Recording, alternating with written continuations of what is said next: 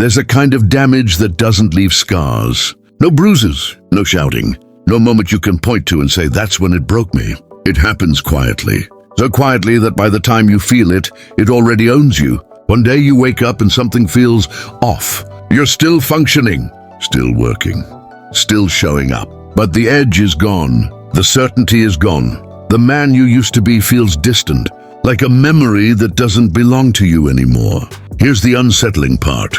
Nothing bad happened. No betrayal, no explosion, no clear villain, and yet inside something has been slowly dismantled. This is dark psychology at its most effective. Not force, not aggression, but erosion.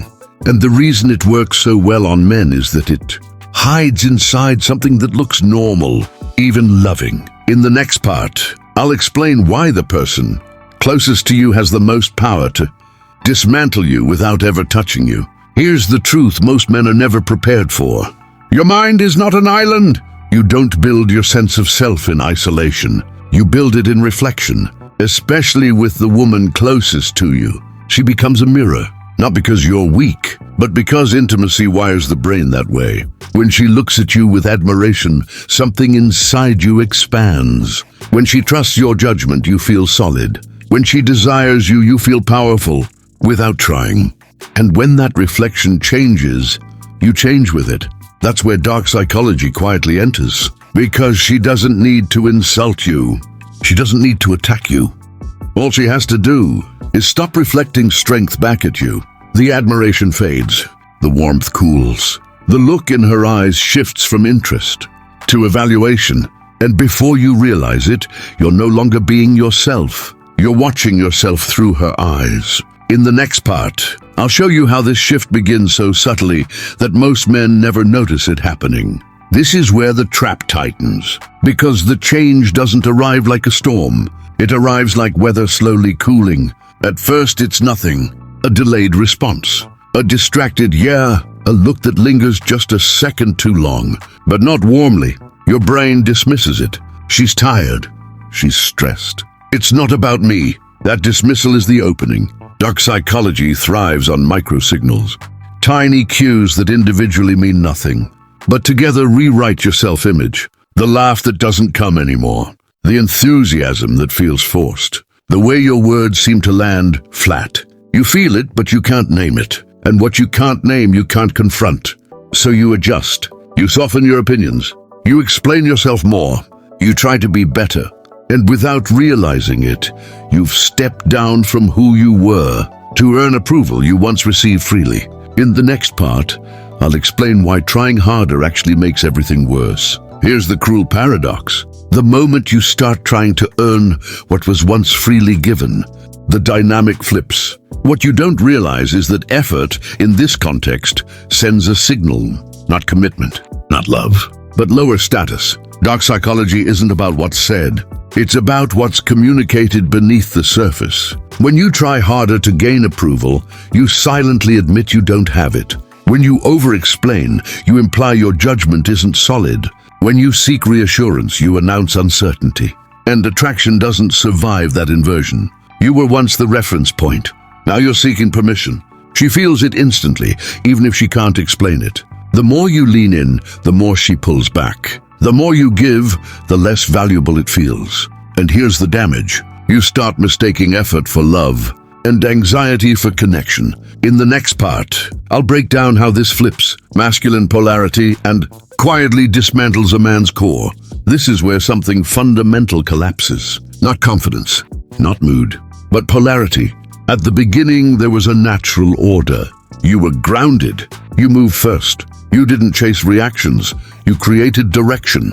That groundedness made you attractive. Not dominance, not control, certainty. But once respect erodes, polarity goes with it. You stop leading and start reacting. You stop deciding and start checking. You stop trusting yourself and start scanning her face for feedback. Dark psychology feeds on this reversal. Because the more uncertain you become, the more certain she feels. And attraction cannot exist when one person is shrinking. You don't notice it happening. It feels like being considerate, like being mature, like being flexible. But inside, your nervous system is learning a new role. Not leader, not partner, Applicant, in the next part, I'll explain how her perception slowly replaces your own and why that's devastating. Here's the moment most men miss. The moment the damage becomes internal. You stop asking, "Who am I?" and start asking, "How does she see me?" That shift is everything. Her reactions become data. Her mood becomes a verdict. Her silence becomes a sentence passed without a trial. If she seems disappointed, you feel disappointing. If she's unimpressed, you feel unimpressive. If she tolerates you, you begin to tolerate yourself. This is dark psychology at work, not manipulation through force, but perception replacing identity. You don't consciously agree to this. Your nervous system does it automatically, because the brain treats bonded feedback as truth. And now, even when you succeed elsewhere, even when life says you're competent, the voice that matters most says you're not enough.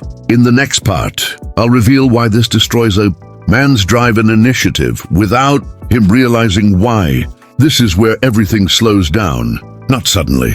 Quietly, initiative dies first, because initiative requires belief. Belief that your actions matter. Belief that your judgment is sound. Belief that effort leads somewhere worth going. But once you've absorbed the idea that you're not enough, those beliefs rot from the inside.